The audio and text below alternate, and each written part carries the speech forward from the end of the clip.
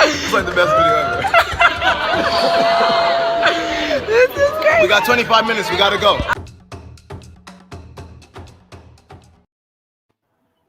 Hey!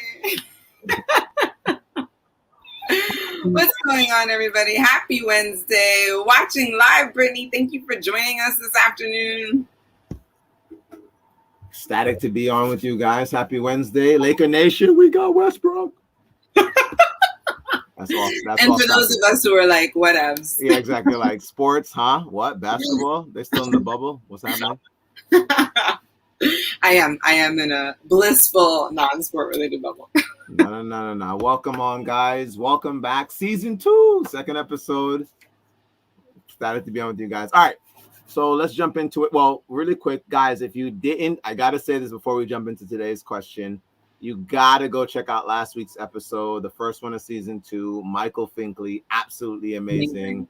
Yeah, he's actually one of the people who, like I said, inspired us to take action, put this show out. And so if you have an opportunity to, definitely go check out that episode with Michael from last week. 100%. Drum roll going, Jay. Here we go. What is topic?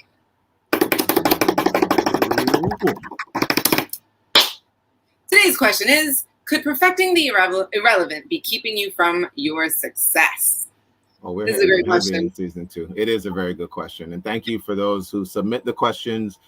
Continue to throw those up there, guys. Reach out to us via email or Instagram, DM us.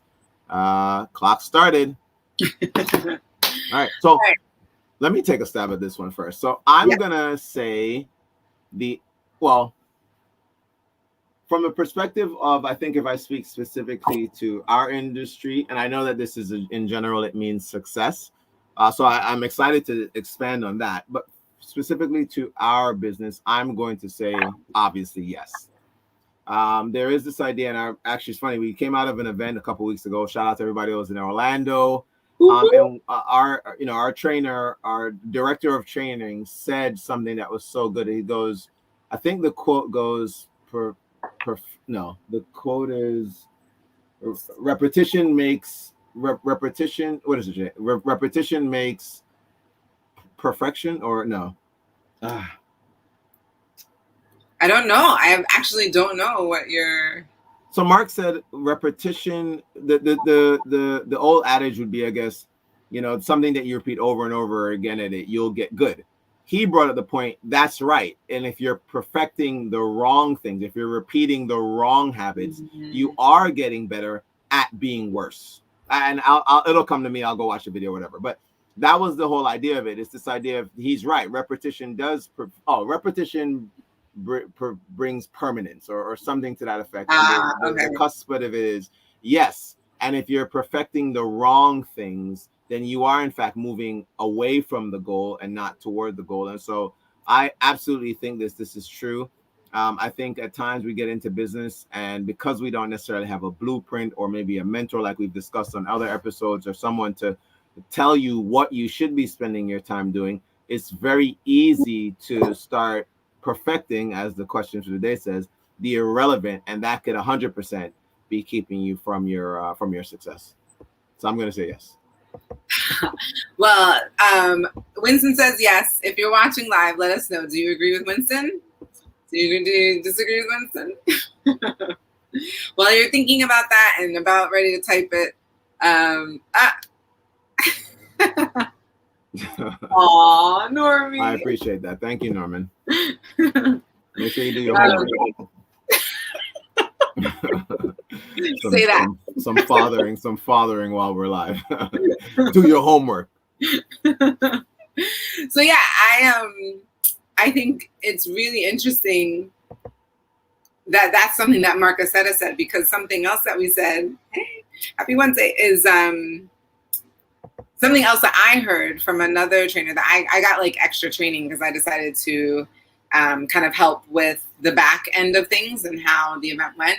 And so we got extra training, and there is a man named, shout out to Sean Smith.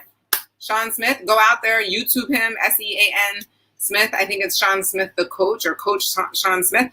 find him. This man is brilliant at what he does. And one of the things that he said, which created this question, is that perfecting the irrelevant are where dreams go to die. And that hit me. I was like,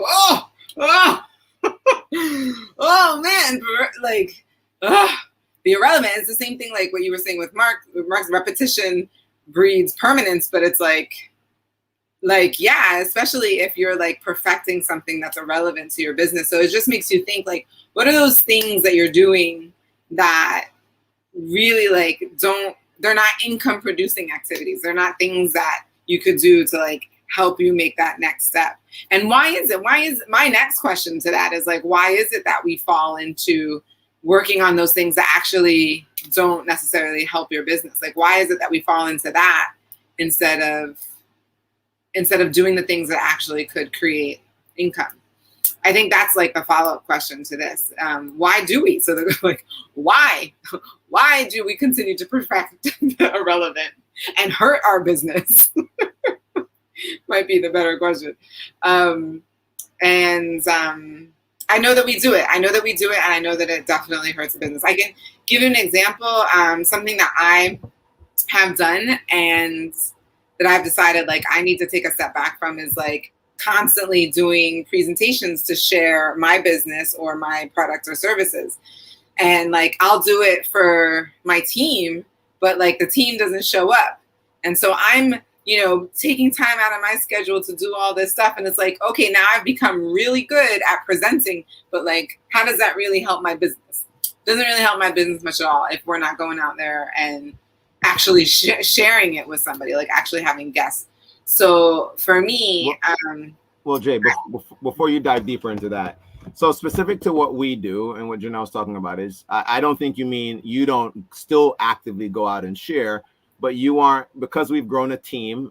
The way we've structured it is at one point the higher leader would present so that everyone can invite and have that person be the the spotlight. We can edify, we can do that. And what Janelle is sharing is she spends so much time doing that. Whereas now on the other side, if your team isn't inviting to those events, but you're still showing up to present, then she's taking away time that she could be putting to personally going out and recruiting. Yeah, I'm sorry. So I just wanted to clarify that, just so you understand. She's not saying don't go show the deal. She's not saying that she doesn't not show the deal. She's saying she doesn't utilize or lock away time to present for the team when the team isn't coming forth and bringing or inviting to that same presentation. Yeah, and then so who does that help, right? So I'm perfecting this presentation for what? Right? For what? When I could be using that time to find my own people to start, drumming up business and doing stuff. And to Winston's point, that's not to say if somebody's like, hey, Janelle, can we do something at like 4:00 on a Thursday? I'm not going to be like, no, that's not the scheduled time that I have. Of course, I'll do something with that person. But again, that's income producing because we know that we have someone to show it to. Whereas when nobody brings any guests, we need to use that time very, very wisely. And it's just something that I personally, this is like a personal thing that I'm going through right now. As of August 11th, 2021, this is a thing. And there were times when I was presenting and there were tons of people inviting, right? There were tons of guests. And so that made sense. I was helping the team. We were getting things done. We were moving through. But when your team isn't there, then you really have to try, like, identify, like, what are we really doing? Like, how am I really helping my business grow if that's obviously not what's helping the business grow? That's really good. You know what it makes me think of when we talked a couple episodes back about this, the McDonald's formula and how they have set out, or maybe just an overall franchise formula, and why to me there was this. And I know franchises are still around. People are still going out and buying them and investing in them. Mm-hmm. But I would say that it's not as the fevered pitch like they used to be to jump into something like that, especially after what's going on with COVID. I can imagine is definitely would be lower. But what I will say is I think there is something to be said about this idea of having and they literally give you a binder when you sign up for or join one of those type of business models of what you need to do. You cook the burger at this temperature. You flip the burger after this much time. Like Where some people, I'm a green, for anybody out there who knows the color spectrums, red, green, yellow, blue. I tend to lean heavier with my green. And something like that gets me excited because I think when you're in, and I know we're going to get to general success, we're going to talk about overall entrepreneurship, but first, just about people who are in our industry in relationship marketing. I think this idea of many of us, why do we go to those trainings? Like, why do we spend hundreds of dollars and go get a hotel or, fly someplace if your company does those trainings, internationally or nationally? It's to go learn from somebody else how to do this. And what I think is a part of the growth that's possible through an industry like ours is this idea of, obviously different leaders are going to have different overall maybe ways that they build or general ideas of how they do things. But I think there's a general consensus on, Janelle hit it on the head already. You have to show someone, right? You have to show someone. But then when we get beyond that now, then you get into the idea of, well, what's the most effective way to show someone? And we start falling into those. You're asking, like, why do you think we end up there? I think because we start to fall into these different ways of judging something prematurely or judging something. It's like, when do I know I should reflect on this, right? Like, when do I know that I should look at this and say, I need to make changes? I think you and I have had conversations around the idea of we've made many changes, sometimes too fast. We tried something only for a couple of weeks. So let's say you, to Janelle's point about you do in-home events or you do virtual events and no one shows up the, I don't know, 15th time. Is that an indication of, hey, we now need to change what we're doing? Or how do you create those metrics? And I think this is one of those questions that stresses why mentorship in this business is so important. Why having a positive upline or whatever terminology you use for somebody who's, it started before you and having more active success, not necessarily past success, is such a key thing in a business like this, because that's where you make a call and I can call Janelle and go, or Janelle follows up with me, however it's laid out. And it's, hey, Winston, for me today, this is what I plan on doing in the business. And I can go, you know what, Janelle, I've actually been doing that for about a month now and I haven't had much success. Here's what I have been doing where I have had success. So not me saying to her not to do that, but or yes, but here's what I have been doing and it's been helping me. And so I think, again, this question lends to really points us to your second point. Could it be creating that lack of success? Yes. But what can I be doing to allow me to move forward to that point of success, or hitting that rank, or earning a certain level of income? And I think that's where mentorship, even though I guess we weren't looking, but mentorship, I think, is so key, and why it's so important to be partnered with somebody who, their goals align with yours. We want to hit that benchmark. We want to earn that money. We want to do, and I think this is success can be, and maybe we can lead off with this, what about success outside of business? Because I think this question can be so relevant to any aspect of what you consider success. Success outside of business? Well, the first thing that came to mind was I thought about general relationships. But then as I've sat here now, I thought, well, this is a great question about people who, as a personal trainer, I see people who come to the gym and they do something very consistently over and over and over again, and yet it does not move them closer to their goal of weight loss, strength gain, whatever. And I'm always baffled as to why they don't go, and it goes right back to mentorship. Why don't they get help? It's like, why won't you just, and it's not a sacrifice, so you shouldn't view it that way. Why can't you invest in yourself and get a personal trainer, or start spending more time watching videos on YouTube, or, I'm sure there's other ways if I sat and thought about it. Why aren't we willing to recognize when we aren't moving the way we want to, and then say, let me get help, as opposed to quitting? Yeah, there's something about that, right? So if you guys go back to season 1 when we interviewed Devin, I mean, that was a part of what we talked about, right? Like this idea of, does mentorship help you? Like, would mentorship help you in your business or help grow your business? And I certainly think it would help to steer you in the direction of not perfecting the irrelevant. 100%. And why do people not invest in it? I think a lot of people just they feel like they can do it on their own. There's something about getting help from somebody that people run away from it, I think, often, because then they think like, oh, then it looks like I'm inept, or like I am not capable of doing this thing that presumably is really easy. I mean, like, how hard is it to go to the gym, lift some weights, run on a treadmill, do some cardio, like, you know, like all of that stuff. I mean, the hardest part is probably the diet, right? Like changing your diet to a healthy diet. But yeah, people just think like, well, I could do that. Like, I could just go to the gym and like do some stuff. And but what you're paying for is to have someone keep you consistent, someone to keep you accountable. I think that's what mentorship and coaching in that sense does, that you can't really do on your own. Like, let's be real, like most of us really suck at being accountable unless you create habits that are habits that get you to success. Then like it's very easy to think to tell yourself you're doing the right thing when a mentor could tell you that much faster. Like, if you just turned this corner here and then went straight, that would have been so much faster than if you would have, you know, went down the block. Yeah, exactly. Well, I love that. No, you're right. And I thought about the gym thing, and I think the hardest part for many people, and I feel like I read this somewhere, or I'm creating this myself, is this idea of getting there. You know, because you brought up a great point.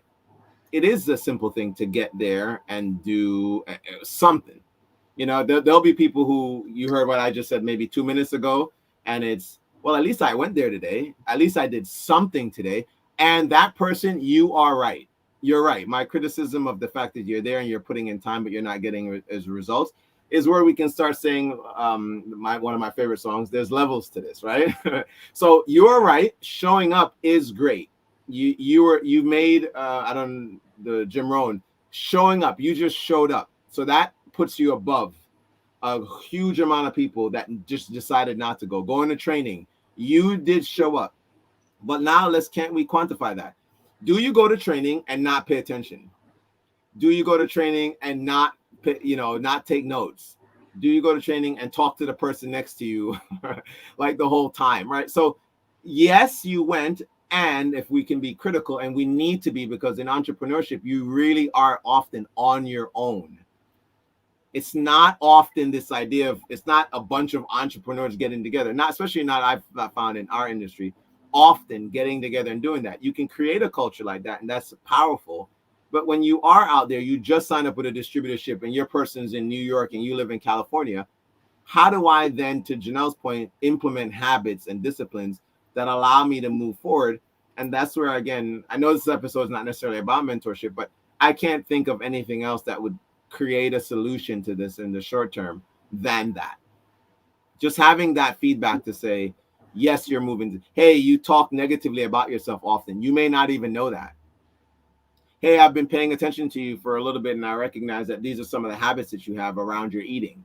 You may not even know that. Some of the things I recognize is what was modeled for us in business and in life, in relationships. You act out, whether you believe that or not. You will act it out. I'm having that go. I'm going through that in my life right now. I'm recognizing that certain things that I saw growing up, good or bad, that part's irrelevant. I know that I'm living those things out now, and I need someone to say, hey, you don't even know that you talk that way. You don't know. My son actually is one of the best accountability partners I have, because when that boy hears me raise my voice, he's quick to go, Daddy, you need to, like, bring it down a notch. You don't need to talk to me like that. And he's 4. Like he just turned 4, but he heard me in a conversation with somebody raising my voice and was literally asked a very great question. Dad, why are you raising your voice? Who are you talking to that you think you need to raise your voice at? And he's 3, just turned 4. And he could recognize something like that because he already identifies, I don't like when you raise your voice. And if I don't get a handle on that, he's going to grow up. I know that he's going to grow up modeling just, that specific behavior. And I don't want him to. So think about that, right? He's just going to ask that. Could it be a accountability as opposed to a mentor? Oh, yeah, there you go. Yeah, that's a really good point, Nadia. So we were saying that the mentor keeps you accountable, but an accountability partner is somebody else who can do the accountability part. I think the difference between an accountability partner versus a mentor is that not only can the mentor keep you accountable, they can also tell you, they can also like, the ball is in the air and they can like change the, like help you change the trajectory. Like it's in the air. It's like an airplane, right? Like, well, I'm like airplanes are in the air, like it is in the air, right? And like all the pilot and everybody else is doing is just trying to make sure that they course correct. Because as the plane is flying, like it kind of like shakes and goes from side to side. The wind has it carrying the plane like to a completely other place. But the pilot, air traffic control, everybody else is involved with course correcting to make sure that the plane actually lands where it's supposed to land. Exactly, like a guide. And so that's what the mentor can do that the accountability partner. Accountability buddies. But the accountability can't, not necessarily. Sometimes they can, but you don't expect it of them, right? There like you expect the accountability part, but not necessarily the course correction. And I think, I think that's a distinction. So you could have an accountability accountability partner or accountability, but I think you can't always expect them to help course correct, which I think, Drop it in the chat if you want an accountability, because I certainly do. I never even know that term before now, but now I want an accountability. I think it's funny. I actually reached out to someone the other day. It has nothing to do with my team, my organization, anything, but she knows exactly what I do.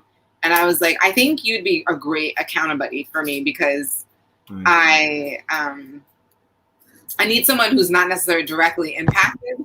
And because I think there's a little bit of that, right? Like if you have somebody who's an accountability partner who is impacted by what you do, then like for me, I'm just talking about for me, there's an extra pressure there that feels it feels punitive. It feels punitive instead of affirming and encouraging to do this, right? So like, I feel guilty. When I feel guilty about something, like, oh man, Chanel, you said you were gonna call somebody and you didn't call them. Like, what's up? Like that kind of thing doesn't promote me to do better. But if it's somebody who's like, okay, well, this is what you said you were gonna do, and like you didn't do it. Like, how can I help you do what you said you were gonna do?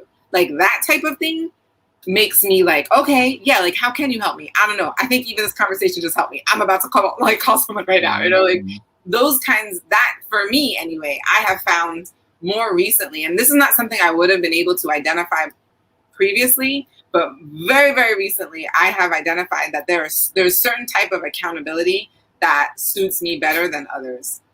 And good. It's funny because even mentorship, right? Like,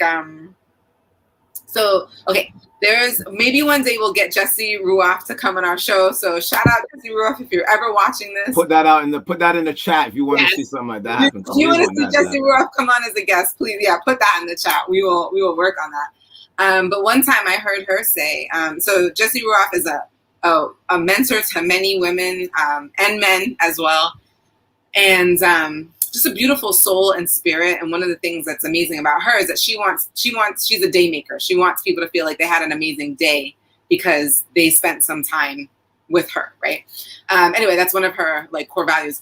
And one of the things that she shared is that when she first started her business, she had a mentor who was like, you need to do better. Look at how like basically like trying to get her to be competitive, to like dig into her competitive side. And although she's competitive in nature, that's not the thing that like it just kind of like made her be like, ugh, like, so you're just somebody else like pushing me, like that's what this is, versus like pushing you almost like to make you better or to make you feel better, right? Yeah, we all need one, right? But what was really interesting is that she said she just rubbed the wrong way with that person. And then she was like, I know they're my mentor, but like just really didn't jive with them. And like that didn't help her move. Like she was already self-motivated. So she was like, yeah, I can do this. I'm already competitive. I don't need you to put the competition in my face. Cause that isn't like, I'm like, who are you? Like, why are you pushing me in that way? When she's already that herself. And so what she realized is that when she found somebody who was like, look, if you can do this, this will actually help so-and-so. So we know you can do this. So if you do this, it will help. And she was like, she would go to the end of the earth to help people because that was her true drive. And so that was the thing that really pushed her over the edge. But in the moment, she didn't know it. All she knew was like, this person sucks. Like, I don't know why they're pushing me like this. And I think that's important. I think if I think anyway, right now where I am in my life and my business, I'm recognizing that there's a difference in mentorship and accountability that makes a difference for me and whether I move forward and do more, you know? And I see a lot of people who are like, yes, like that makes sense. No. Like, yeah, keep posting that in the chats. We see you, Nadia. We see you, Brittany. We see you, Jeannie. Like, this is what it's about. I mean, if you're on here, even if you're watching the replay and you're like, please put something in the comments to let us know that this resonates with you, that this makes sense. Because this is important. I feel like we can identify these things now in our business. Then we can look for people and we can say, look, this is how you can help me. I really need this kind of support and accountability. Can you do that? And if they can, awesome. Lock arms with them and then go. And you can even tell that to your mentors. Your mentors only want to help you move further, right? They literally only want to help you move further. So if you could tell your mentors, like, this is the best way to get me to move, you think they wouldn't be like, okay, I can do that? Like, because their whole everything in them just wants you to be better and to move. And so if they knew how to do that better, I think they would be all for it. But if you don't know, you don't know what you don't know, right? So all you feel is like, ugh, why is there all this friction? Yeah. I don't know. This is not helping me move. Anyway, this is a very recent, like 2 days ago realization. Oh, man. No. Great stuff. As we finish with that, I definitely, just some, I guess, closing thoughts. I love what Janelle just shared. That self-awareness, I think, is such a key part of that. And literally, as you were telling that story about what Jesse was saying, I remember being at work and one day the manager came in. His way of motivating was same across the board. He'd tell you what somebody else was doing in terms of numbers, but I'm not to that point. I'm motivated to be the top person anyway, so I would never need to know that. And I remember him saying it to another trainer who that actually was a button. So he mentioned to that person that I was doing better that month, and subsequently the guy ended up doing some more work, and it did move me to beat him. But I was gonna like, in my mind, I was like, I was gonna do this whether at the minute I knew someone else was a session ahead of me. I'm like, I'm gonna go train 2 more people. But what you just hit on was such a good point, because if you are aware of how you are motivated or how someone can help you when you need that, or if that's something you need, then you can help your accountability partner or mentor be way more effective than you. So the next question that leads us into overtime is, how do you do that? How do you find an accountability partner, account buddy? How do you find a mentor? That's what I really want to get into, because I think that's interesting stuff. So we can talk about that on overtime.